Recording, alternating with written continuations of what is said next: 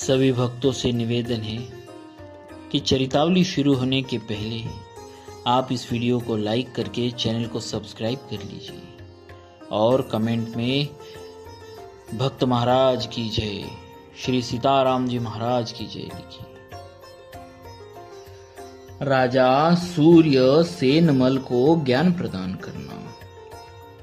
श्री पीपा जी के सीता सहचरी को कंधे पर चढ़ाकर बनिए के यहाँ पहुंचाने की बात चलते चलते राजा सूर्य सेनमल के कानों में पड़ी। राजा की भरी सभा में भक्ति विमुख ब्राह्मणों ने श्री पीपा जी की निंदा करते हुए कहा, उनका यह आचरण धर्मशास्त्र के बिल्कुल विरुद्ध है।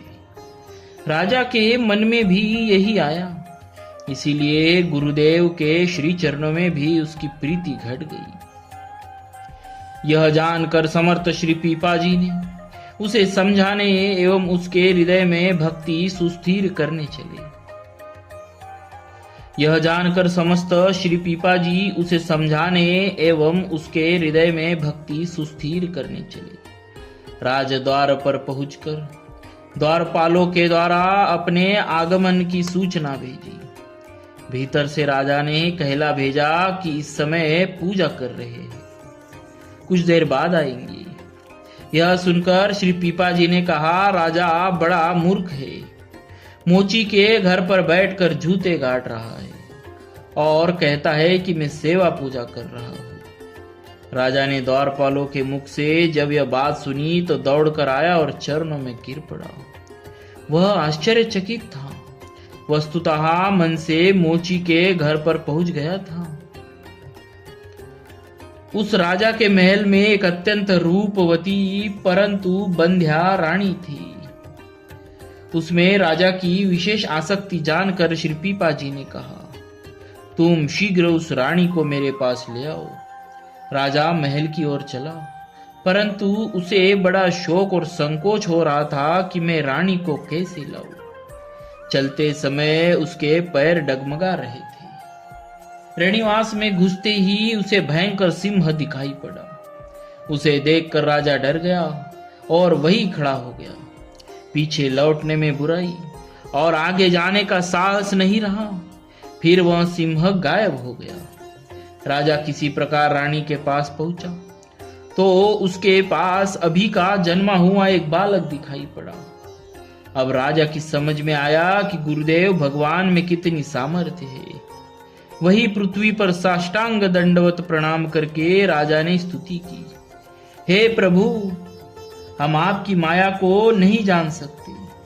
आपके सिंह एवं शिशु दोनों ही रूप वंदनीय है। राजा की प्रार्थना से प्रसन्न होकर निज स्वरूप से श्री पीपा जी वही प्रकट हो गए और फटकारते हुए बोले, कहो, वह पहले वाला रंग कहा गया जब तुमने लोक लज्जा और मोह का त्याग करके सारा राज्य और रानियां मुझे अर्पण कर दी थी और मेरे दुराचारी भगवत विमुखों को संत भाव प्रदान करना। अब जब राजा का अंतःकरण पवित्र हो गया तब श्री पीपा जी ने उसे अनन्य भक्ति का उपदेश दिया। एक दिन एक साधु रूप धारी दुराचारी श्री पीपा जी के पास आकर बोला, आप अपनी स्त्री को मुझे एक रात के लिए दे दे। आपने कहा, ले जाओ। उसने सीता सहचरी जी से कहा, आप मेरे संग दौड़ कर चलो। आज्ञा के अनुसार ये उसके साथ दौड़ती हुई चलने लगी, परंतु दौड़ते दौड़ते सारी रात बीत गई, फिर भी उसका घर नहीं आया।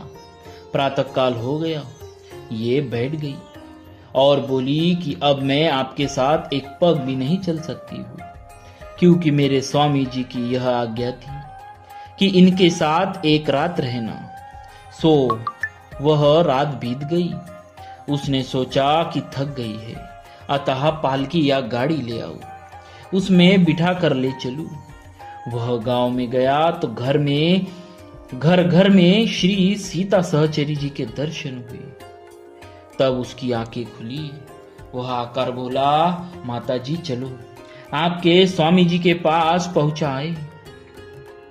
आपको स्वामी जी के पास पहुंचाए। आश्रम में आकर वह श्री पीपा जी के और श्री सीता सहचरी जी के पैरों में गिर पड़ा। उसके मन से काम वासना दूर हो गई और संत भगवंत की भक्ति में दृढ़ भाव हो गया। एक बार 4 कामी कुटिल दुष्टों ने सुंदर माला तिलक आदि धारण कर लिया और श्री पीपा जी के निकट आकर बड़ी नम्रता से बोले, आप सच्चे संत सेवी हैं, आप अपनी स्त्री हमें दे दीजिए। श्री पीपा जी ने उन्हें काम भाव से व्याकुल होकर प्रतीक्षा करते देखा तो कहा, आप लोग कोठे में जाइए। जैसे ही ये लोग कोठे के द्वार पर गए, वैसे ही एक सिंहनी इन सब के ऊपर इन्हें फाड़ डालने के लिए झपटी, परंतु उसने साधु वेश जानकर फाड़ा नहीं। वे चारों भयभीत होकर भागे और श्री पीपा जी से नाराज होकर बोले, तुमने तो वहां हम लोगों को मरवाने के लिए सिंहनी बिठा रखी है, तुम साधु नहीं दुष्ट मालूम पड़ते हो। हंसकर आपने कहा, आप लोग अपने हृदय की कुत्सिल भावनाओं को देखिए, अनाधिकार भोग वासना ही सिंहनी है, सद्भाव से पुनः जाकर देखिए। उन लोगों ने फिर जाकर देखा तो सीता सहचरी जी विराजमान है। वे सब चरणों में पड़कर रोने एवं अपराध क्षमा करने की प्रार्थना करने लगे। श्री पीपा जी की बात को सत्य मानकर वे सब उनके शिष्य बन गए। ग्वालिन को शिष्य बनाना। श्री पीपा जी के यहाँ विराजमान साधु संतों ने एक दिन दही पाने की इच्छा प्रकट की।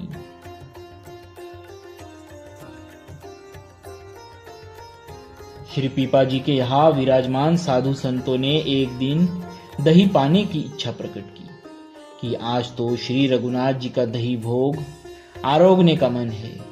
उसी समय एक ग्वालिन दही बेचती हुई उधर आई। इससे यह जाना गया कि भगवान अपने भक्तों के मनोरथ पूर्ण करते हैं। श्री पीपा जी ने दही का मूल्य पूछा तो उस ग्वालिन ने 3 आना बताया, परंतु उस समय श्री पीपा जी के पास एक भी पैसा नहीं था। उन्होंने उससे कहा, तू दही दे दे, पैसे अभी नहीं है, आज जो कुछ भी भेंट में आ जाएगा वही तुझको मिल जाएगा। यदि कुछ न आया तो तुम्हारा दही ही भेंट समझा जाएगा।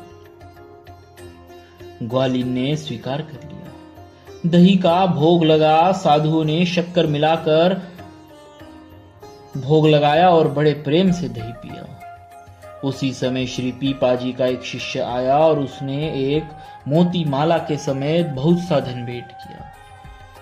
इन्होंने मोती माला और संपूर्ण धन ग्वालिन को दे दिया। वह उस धन को घर लाई, उसमें से कुछ थोड़ा अपने पास रखा, शेष को भक्त भगवंत सेवा में खर्च करके श्री पीपा जी की शिष्या बन गई। ऐसे ही अनेक विध चरित्र थे श्री पीपा जी के। बोलिए श्री सीता सहचरी जी की जय। श्री पीपा जी महाराज की जय। श्री रामानंदाचार्य भगवान की